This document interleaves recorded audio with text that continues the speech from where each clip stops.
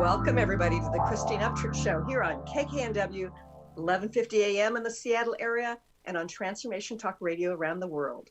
Or if you're listening after the fact, you might be listening on christineupchurch.com or one of the dozens of podcasts it sends up. But wherever and whenever you're joining us from today, we're grateful to have you.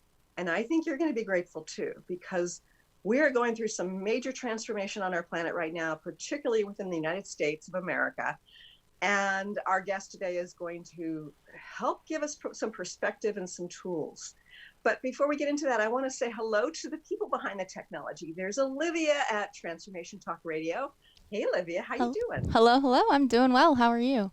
I'm doing well. A little tired today. Had a helicopter overhead at late at night last night, which makes no sense because I live sort of in the boonies of outside of Seattle. But anyway, little sleep deprived, but always grateful to be here doing the show and having these great conversations. And Mr. Benny Mathers, oh, I missed you, sweetie. Hey there, Christine. I apologize for flying over such an oddly time for you. That's the only time I could practice. It's the only time I could get the flight hours in. So my apologies. Well, Benny, next time you could just fly a little bit higher above the trees. The house won't shake quite as much, Mental note. I'm writing it down right now. There we go. Steer clear another 1,000 feet above. Got it. Yeah, great. Okay, well, we're just going to take a quick 60-second break. But when we return, we're going to be talking to a psychic therapist. And I'll tell you more about that when we return on the other side of the break. Stay tuned.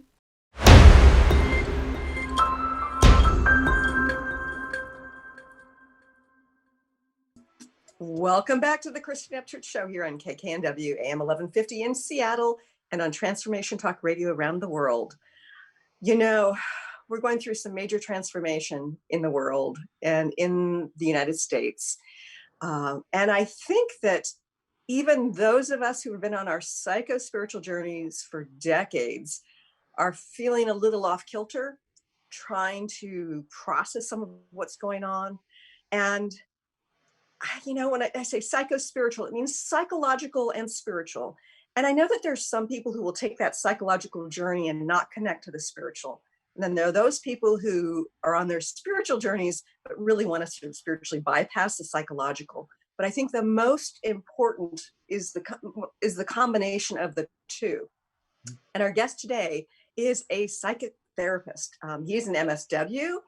He's a spiritual teacher and a psychic therapist.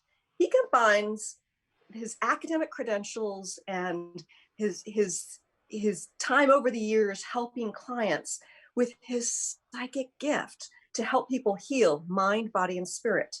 He's got 36 years helping people take deep dives into their psyches to release blockages, to eliminate those sabotaging beliefs and behaviors. And he's here today, Vincent Genna. Hey, Vincent, welcome to the Christine Upchurch Show. Oh, well, it's great to be here. Thank you for having me. I mean, I'm excited to have this opportunity, that's for sure. Yeah. And Vincent, of course, we schedule these things often months in advance, and I think the timing is perfect.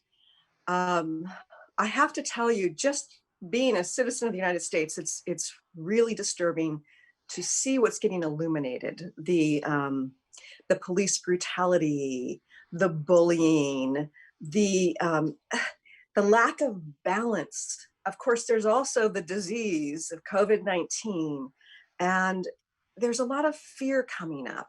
And I think that you're the perfect person to talk to today about these things, because you will often take that higher level perspective. Now, first, before we get into that, I want to ask you, Vincent, why did you choose to sort of combine those two things together, the psychological and the psychic / spiritual? Well, that's a great question, Christine, because we are body, mind, and spirit, right? So we need to take care of all three because they are interrelated. If we just look at the psychology of things, we don't get to understand how things happen beyond the physical, the metaphysical, shall we say.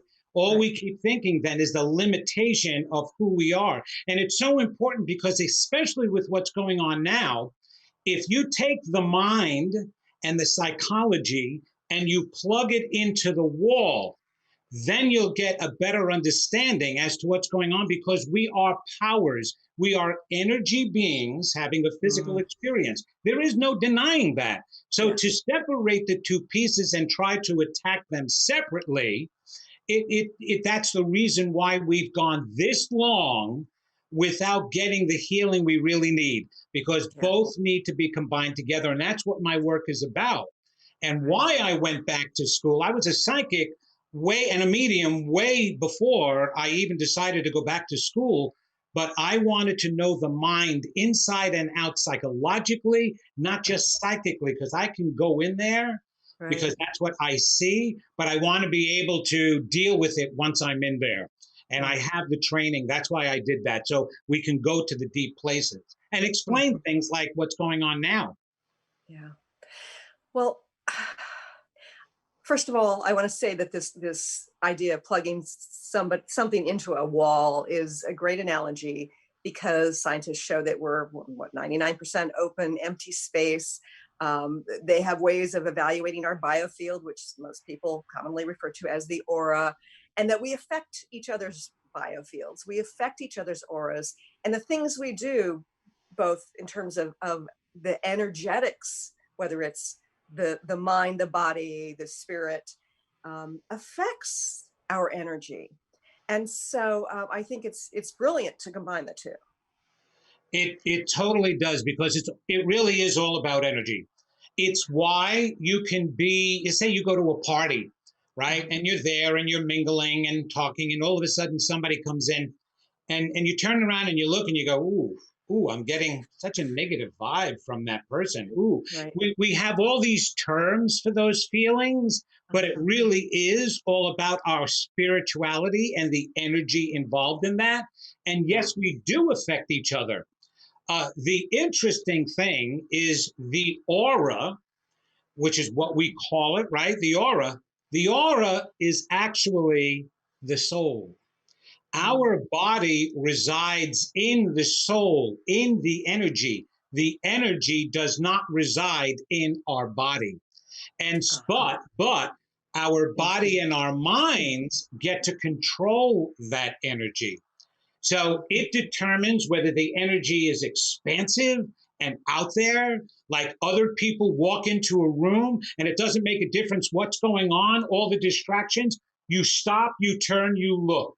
Why? Because of the presence, because of that big energy. And the more of the spiritual path, the good way of walking in life, the stronger that energy becomes. The more negative you are, the weaker you actually bring that energy in. That's why you can see an aura and a biofield either really wide, expansive from a person, or very close to a person, as well as different colors. So yes, and that sometimes there are, I'm sorry. Sometimes there are actual holes in it as well. Absolutely. Just like in space. Exactly.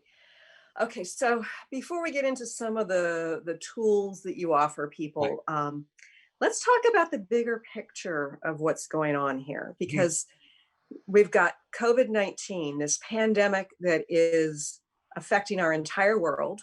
We're in a situation where we have leadership that is bullying, that is denying and ignoring both the will and the needs of the people. And there's, with the police brutality that's been illuminated, it's like it's waking some of us up, even those of us who have been sort of on our more conscious journeys are having to look more deeply within to see, is there some way in which I'm still unconscious? So can you share from your perspective, what's the bigger picture here? What's going on here? And I like what you say. Unfortunately, it's shaking us up more than waking us up, because it is such a powerful energy right now. Well, this has been going on for a very long time. Matter of fact, when I did my predictions early this year, at the beginning of the year, I knew what was going to be transpiring, not the details, but the actual negativity. I actually knew that there was going to be a plague. I didn't know exactly what it was going to be. And the reason why.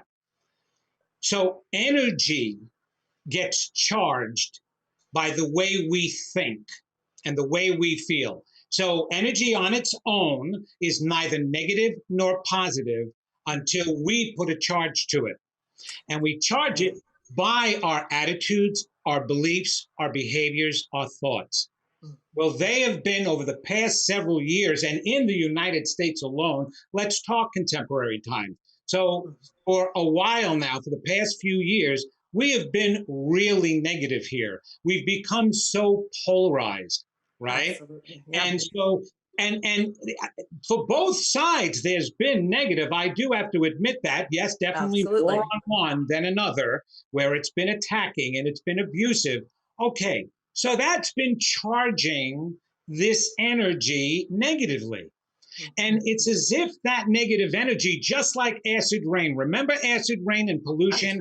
We were all worried about it. It would be, and it can go anywhere on the other side of the world and fall down and start damaging crops and things like that. All right. Well, now think of the energy being like that surrounding the globe. And between the wars that we've been fighting, and that's been going on in other parts of the world, right? It doesn't have to happen just here, though we are the examples and are supposed to be the examples of the way it's supposed to be. But all of this has been adding up. Okay.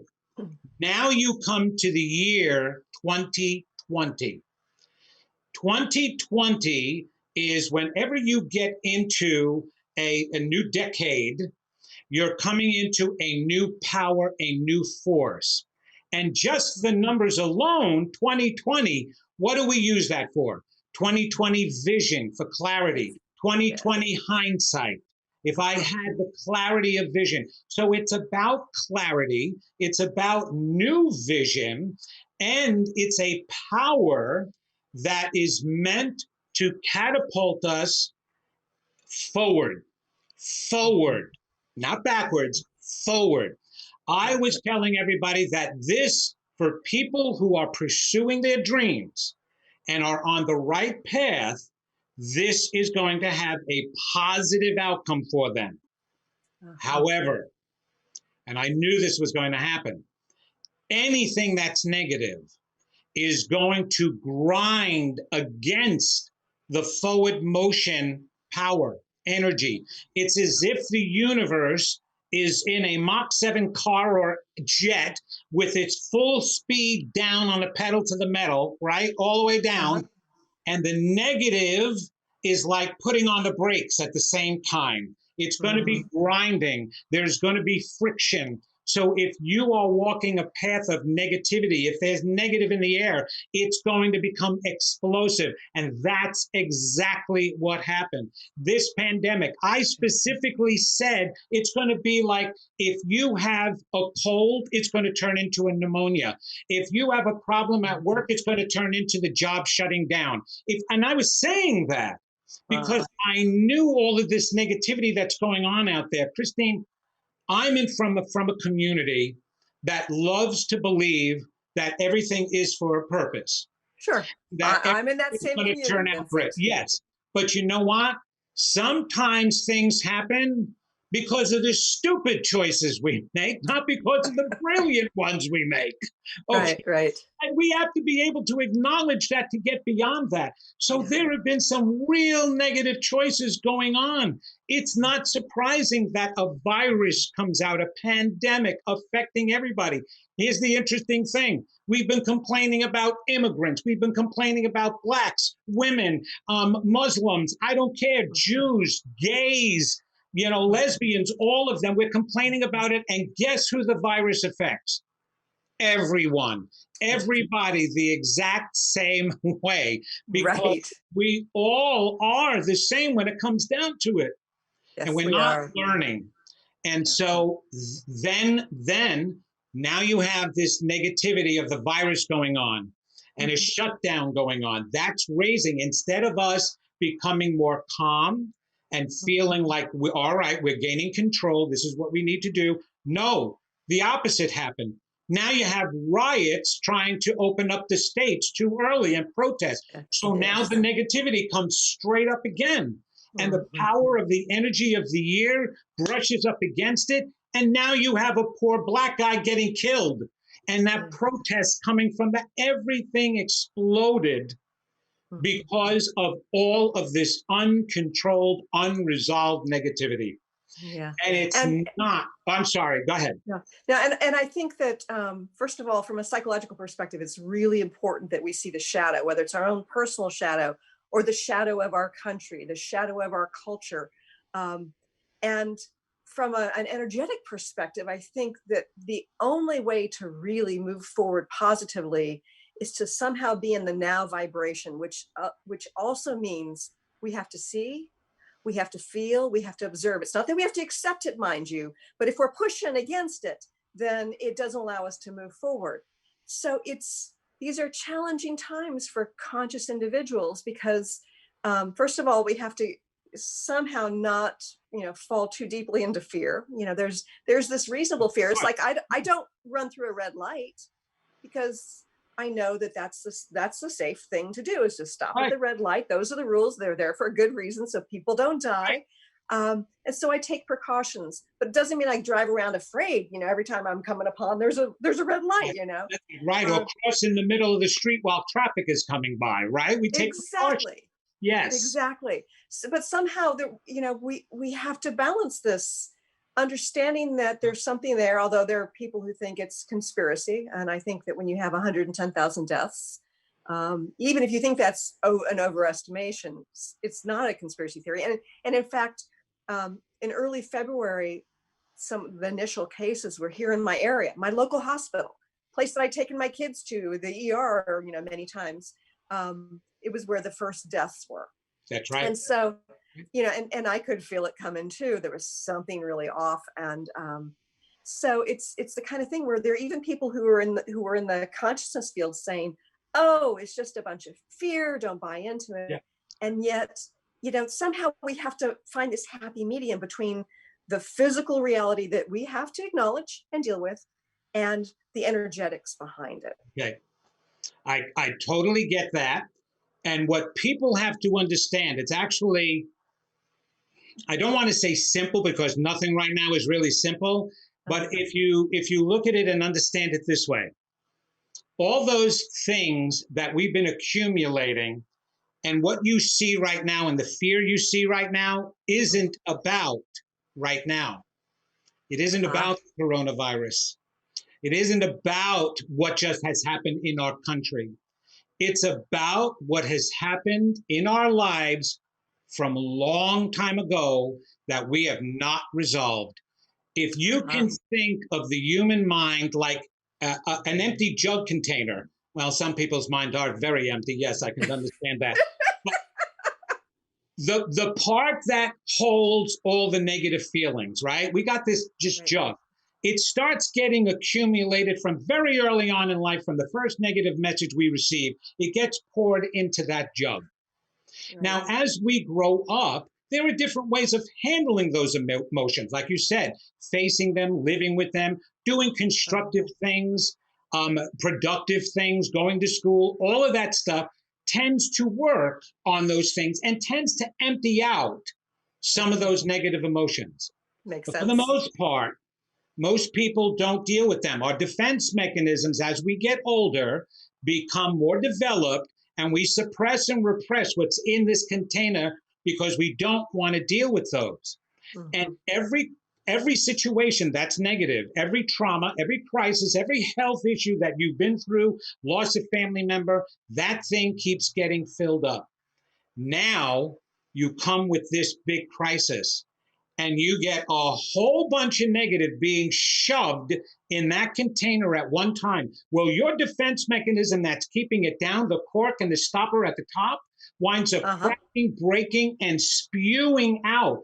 What happens when you take a jug and you hold it under the faucet for a long period of time? Doesn't it take the bottom stuff and bring it to the surface? It does, yes. That's exactly what everyone is facing.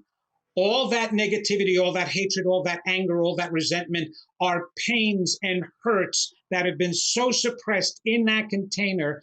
This has brought it all to the surface. And the problem is, Christine, we tend to keep pushing it down rather than dealing with it. So when you say to take care of it now and be in the now and face it, that's exactly what I'm talking about. Is one of the major cures is face what you're feeling right now, all of it. Don't pack it away anymore. It'll resurface some other time. Now is the perfect time to face all that garbage, all that residual. It may seem overwhelming, but what you see happening on the outer world is that overwhelming feeling that's happening on the inside. We manifest externally what's going on internally.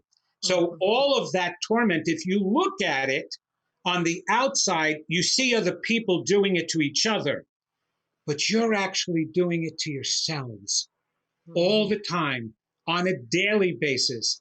Whether it be criticizing yourself, whether it be not following your dreams, whether it be talking yourself out of relationships because you don't think that they're going to work out, or whatever, anything that's breaking apart because of all of that stuff from the past, those hidden feelings, you're feeling that on the inside because we stop ourselves. I do a program called Stop Stopping Yourself and Become Unstoppable. I love that title. Yes. Right. Yeah. So do I. When I came up with it, yeah, it just hit me. It's like, because we mostly don't believe what we think we believe. What we believe is in that container that we've got suppressed and hidden. What we think we believe are the adult beliefs, the defense mechanisms, the angers towards other people. People are hurting each other, but they don't really believe that they're the bad one. They develop that belief to protect them from feeling they're the bad one. I'm the bad one. Right. It's And easy to be angry. We project. Go ahead. Sorry. No. I think that if we can have compassion for the hatred that we see, the bullying that we see, like I look at some of these things, and of course, I'm aghast and I feel horrible for the victim. That's right. And yet I think, what's that pain that's creating that bad behavior? It must be huge. Yes, that's what I say to everybody. When it's interesting, I have a lot of my students will ask me, how do I know I'm growing spiritually and I'm evolving? And I said, well, actually, it's a simple process. If you're watching the news and you hear something like what's going on, that somebody has just hurt somebody or gone into a school and shot a whole bunch of kids, where does your first feeling of compassion go? Now, usually most people say, well, to the victims, of course, and to their family. Right. I said, I know, yes, they are hurting.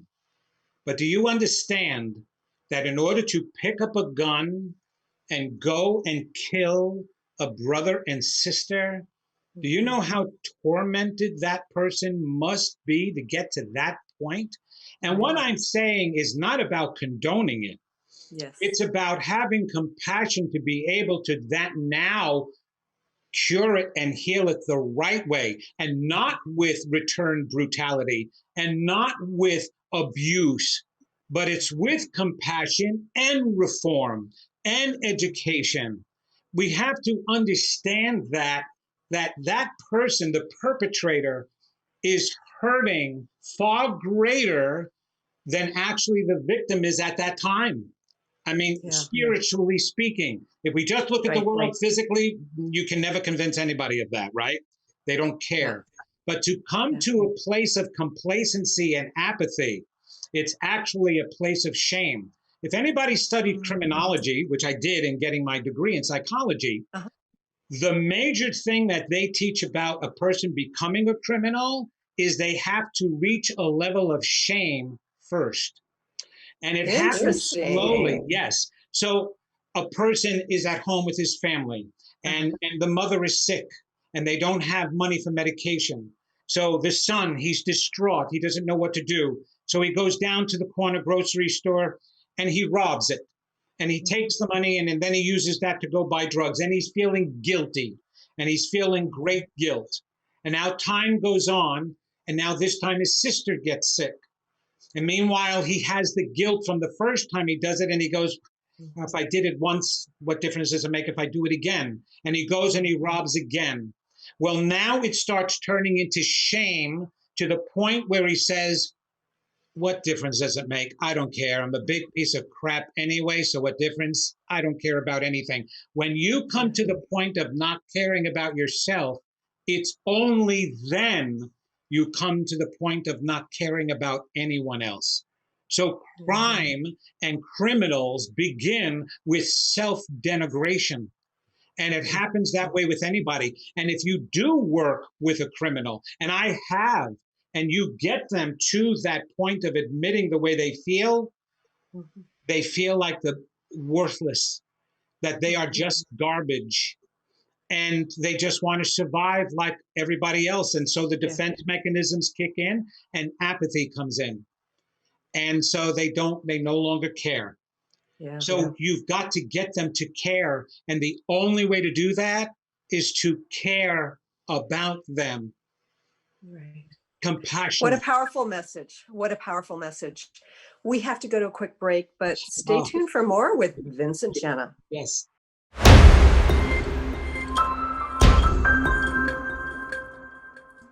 Welcome back to the Christian Upchurch show here on KKNW AM 1150 in Seattle. I'm having a great conversation today with psychic therapist Vincent Genna. Vincent, this is a fascinating conversation.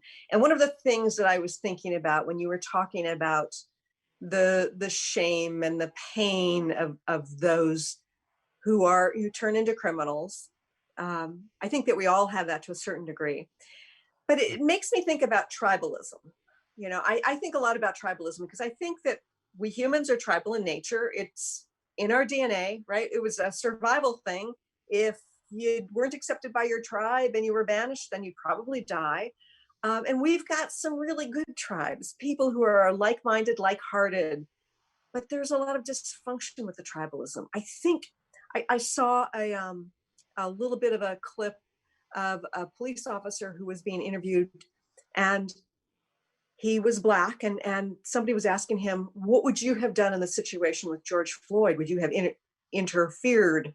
And he said, it's a really tough call. Essentially, he was saying that police officers are so tribal in nature. It's like this brotherhood bond that sort of interfering with their brother is not considered to be acceptable. So can you speak a little about the dysfunction of tribalism and how we can evolve as tribal beings? Okay. Well, first of all, the reason why there is dysfunction with tribalism is because it's not natural for us. It's unnatural, just the same as individual families are unnatural. That's say why more about they're that. breaking apart. All right. We are here on the planet. We were supposed to be one big family. That was the family, not individual tribes. We were one big group. But then what wound up happening is we got so involved in the planet itself, we forgot who we were as physical beings. Now I'm going to say something to you that you may not have ever heard before, and maybe your listeners haven't heard this either. But it is a truth that at some point we will all come to. We weren't even supposed to incarnate on this planet. We were coming here for a place to go. Here's my point. Here's an analogy. Have you ever been to Disney World or Disneyland? Yes. You love it? I liked it. You like it, right? A lot of people love it. How come we don't move there? We only want to visit. Because it's only supposed to be a place to visit, and then we're supposed to go home. That's what this planet was supposed to be. A place to visit, to experience ourselves. But what happened as little kids being let loose in Toys R Us without any adult supervision, we were getting caught up in this wonderment and what we could do and our power. We had full control of our nature as divine beings and powerful beings right from the beginning. That was the whole story of Lemuria and Atlantis, whatever their names were, whenever it existed, it doesn't matter, but the story is there for a reason. It was an abuse of our power, just like little kids. You ever read the book, Lord of the Flies? No, I haven't. Okay, it's a story about a European school of kids. They were probably, I think it was like a middle school, junior high, and they went on a boating trip, and they wound up getting abandoned and in a storm and on a desert island. And it was just all these boys. It was just a school of boys, right? And at first, they were all working together to build huts to protect themselves from the elements. But then, because they lost their home and they had no attachment to anything greater than them, they started forming tribes. They started now a group of popular boys over here who may have been a little bit stronger than this group of boys over here. So they would come and they would get their food and take it away from them. Then they started battling with each other, and that was the story. You leave a group of humans on the planet for any length of time without a connection to a higher source, they're going to become a tribe. So the big family broke down because we separated from source, and we forgot that source is what nourishes us. That was the parent, this is the family, right? So now they started breaking down, and it was just one guy who turned around and said, oh, frig you guys, I'm going to make my own little society. And he took a woman and went off and started procreating. And that's when tribalism started. When they started to separate and group. Everybody wants to be part of a family. So another word for tribe that you always hear them say is my family. The family of police officers, the family of blacks, the family of the strong blacks, the family of the marching blacks, the family of immigrants. It's all these individual groups. And the reason why we're not getting along is because we're missing the point. We are social beings, which is why we need family. We were created together, so we're drawn to being together.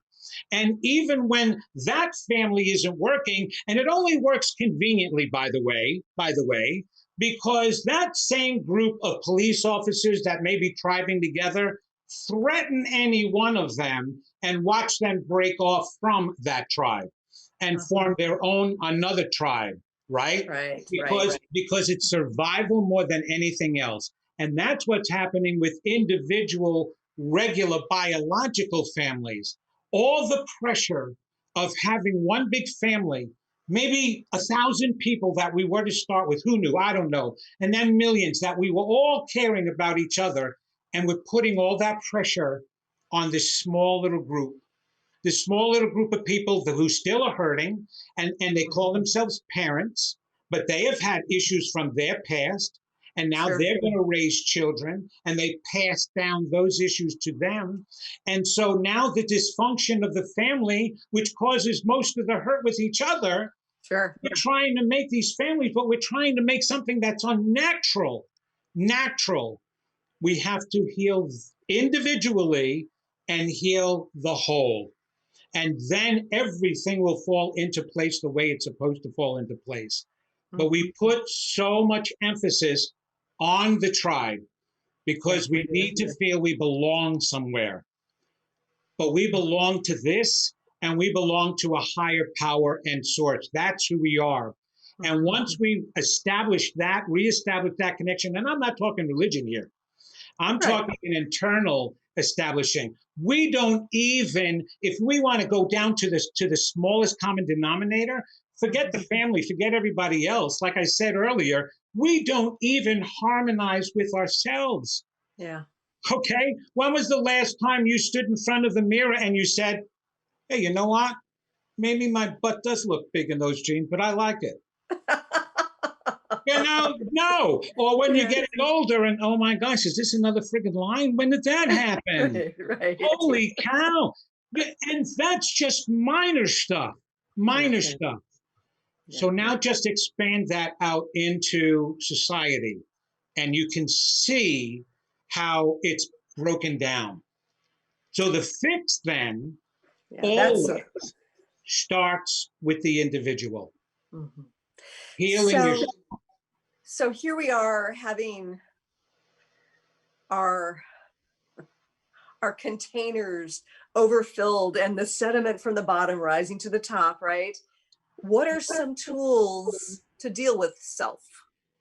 Drugs. No, I'm joking. You see how casual I said that? And you're in a great state, by the way, for that. Yes, indeed. No, I make a big joke of it, but really, I understand the 60s now more than ever with all the drug use, man, because really the butt cheeks on so many people are so tight in the world today. I think everybody just needs to sit down and do ayahuasca or a good joint. You know what I mean? Just please relax already. I'm not condoning it, so don't misunderstand me out there in woo land anywhere. You face it. Here's the thing of it all, Christine, in all seriousness. The truth is, there is nothing that we have done so terrible that we cannot face and reverse. Even the deepest hatred in our hearts can be reversed. I don't know if you're a Star Wars fan, but George Lucas happens to be a very spiritual and metaphysical writer. And matter of fact, I found that out indirectly through a friend of his, and I knew that of him. And Star Wars, he wrote that saga as an entire explanation of who we are and our relationship with that force. It actually is a contemporary version of Cain and Abel from the Old Testament. Makes sense. The good and the bad. We are both Luke Skywalker and we are Darth Vader. And if you saw how Anakin Skywalker, who started first, became Darth Vader, he started out as a great person, but he lost belief in himself, right? And then he was wound up being influenced into believing in himself even less, and that he had to take certain action in order to be respected and cared for. And you can see that happening in the world, right? He wanted everybody to recognize his power that he had. And then he wound up ending up like Darth Vader. But just like Darth Vader in the end, what did he do? He turned. And that is a message for all of us to understand. All you have to do is face your darkest shadows. Right. And I'm telling you, you think we exaggerate. We're emotional beings and we tend to catastrophize and exaggerate. That's how we wind up falling into depression and anxiety and panic and all of that stuff and mental pathology. So the darkness that you think is so dark inside of you is not as dark as you think. Not when you go there and you work through it.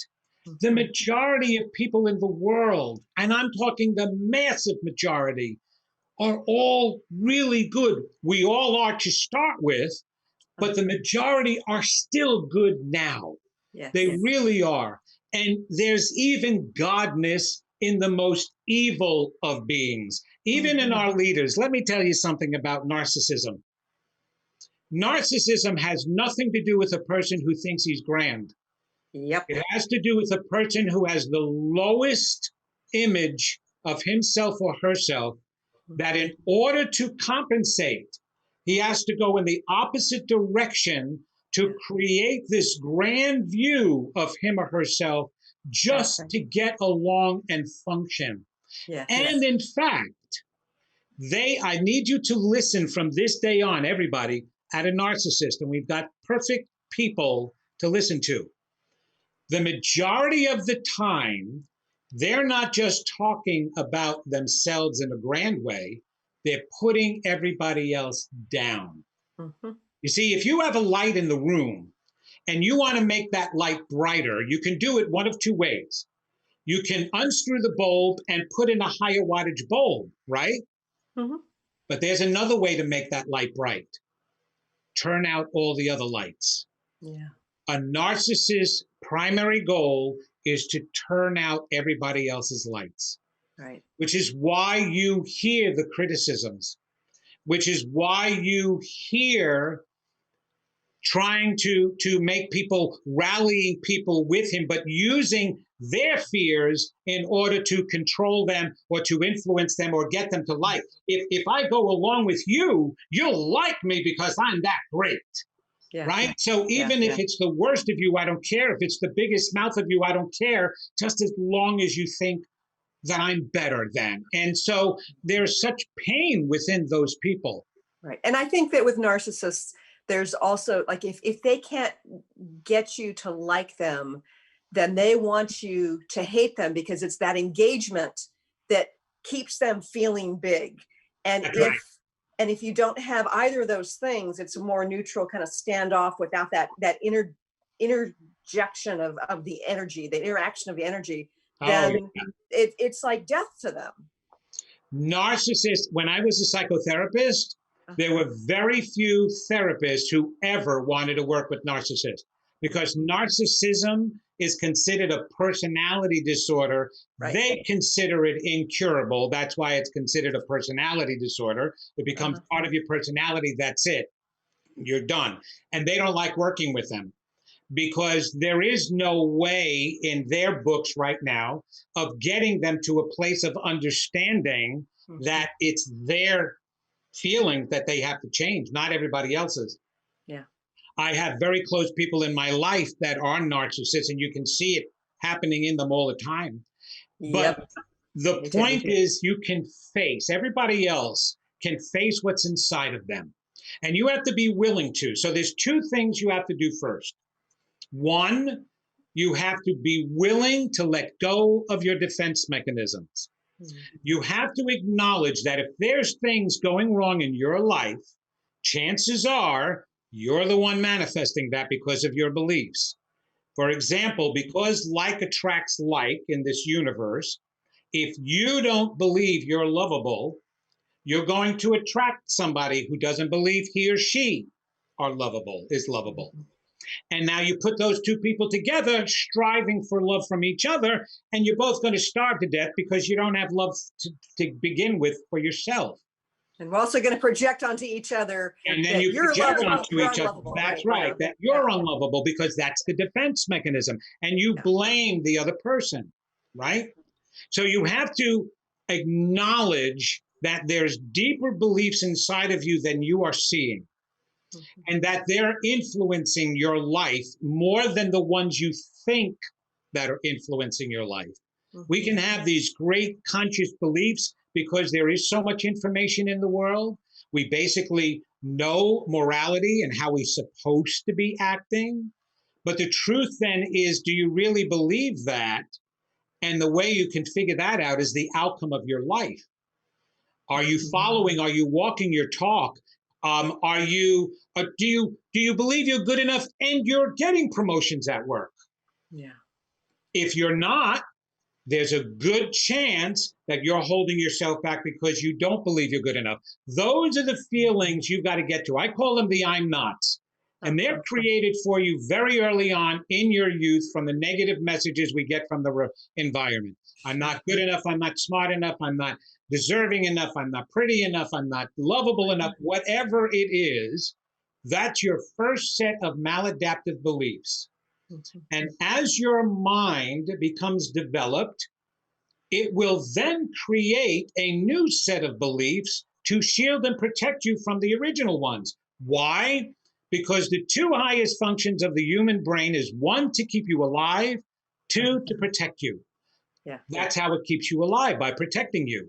Now, we can see right now how it protects you physically, all of us, right? The coronavirus. Sure. What is one of the first symptoms of the coronavirus is a spiked fever. It's not the virus causing the fever. It's your brain intentionally raising the temperature in your body to make it an unlivable environment for the virus. Sure. Right. It's not paying attention to the fact that the fever winds up being uncomfortable and can even cause death. Sure. Its priority is get rid of the virus. Well, it does that physically. What does it do emotionally? To protect you from those I'm nots, because they hurt after a while. Right. It will then create all those defenses. And Freud came out with a whole bunch of them: intellectualization, rationalization, denial, suppression, repression. We've been talking about them, right? Yeah. It's easier and less painful to believe that that person's at fault, not me. It's not that I'm not good enough. It's my boss is an idiot. Yeah. It has nothing to do with that I don't believe I'm lovable. It has to do with my partner just doesn't know how to meet anybody's emotional needs. He's cold, she's heartless, whatever the excuse we can come up with. And then when we project it onto that person, they're going to take on that role too. Yeah. So you have to acknowledge the defenses first and not be afraid to let go of them. And then the second and most important part is allow what you're really feeling to surface. There's so many different exercises on doing that, Christine, but if people just acknowledge it, all they have to do is say, okay, bring it on, I'm ready. I am ready to change. I am ready to be the greatest part of me. I want to see everything that's blocking me and stopping me. I'm ready for it. I put my gloves on. Let's get to work here. You're seeing it now. You're seeing it in your fears. You're seeing it in your panic. I understand we can be afraid, but how fearful are you? Are you sitting there thinking that the world is going to collapse on you right now, right here? We have got a controlled chaos going on. We do, yeah. Right? And what I mean by that is no matter what anarchy we see in our outer world out here, in our inner world, we know how to keep ourselves safe. We know we can maintain a certain amount of control and over the whole planet. We have not run amok yet. Okay. Would we go in that direction? Yes. Okay. And I want to talk to you more about that in just a minute. We've only got a couple minutes left. Before we go any further, I want to make sure people know how they can connect with you and just really briefly what you've got going on. Well, I also have a radio show on Unity Online Radio, and that's on every Wednesday, noon Eastern time, and people can come there and actually call in, ask me questions, or go to my website is the best thing at vincentgenna.com, that's Genna. I also started a new YouTube channel, Vincent Genna MSW, but it's called The Adventures of a Psychic Therapist. I have stories on there, plenty of information. There is so much information out there. Whether you come through me and I refer you to other places, because I do that a lot, just keep going to seek the information to do the transforming that you deserve to do for yourself. Great. So yes, that's the best way of getting to me. Social media, everything. So Vincent Genna, Genna.com. Okay. So in a minute or less, what do you see as possible, probable results from the chaos that we're in right now? So go to my website and you can get all the information that you want. Oh God, you're asking a loaded question of me. So do you have a significant amount of hope that this will ultimately turn out well for us as a planet? Okay, I have all the hope in the world that we can make the right choice. Let me say that again. I have all the hope in the world that we can make the right choice. I'm not going to say that we are or that we aren't. Right now, though, the evidence has not been good. We had buildings fall on top of us not too long ago in our history, and everybody's here, and chances are everybody who's listening right now. And we had the chance of coming together, and we did in the beginning. Did. Yes. Right? But do you know that since then, there has been more mass shootings, more war, more killing? So when I look at that, it's not that I lose hope ever, but I'm looking at the evidence of how choices we've made. So we need to be making the best choices possible. That's right. Is what you're saying. Now, proactive. Yeah. Okay. And proactive. We have the rest of this year to use that energy, and we can use it positively. I am not a fatalist here at all. And first of all, if we get to the other side, life continues anyway. There is no death. I'm more concerned about the suffering in the interim. We've run out of time. Vincent, thank you so much for joining us here today. It's been great. I had fun. Thank you for having me. And thank you for joining us here today. I look forward to talking to you again soon. Thanks so much for tuning in today. If you'd like to empower yourself to step further into your vibration of change, please visit my website at christineupchurch.com, where you can learn more about my insights, upcoming events, and private sessions.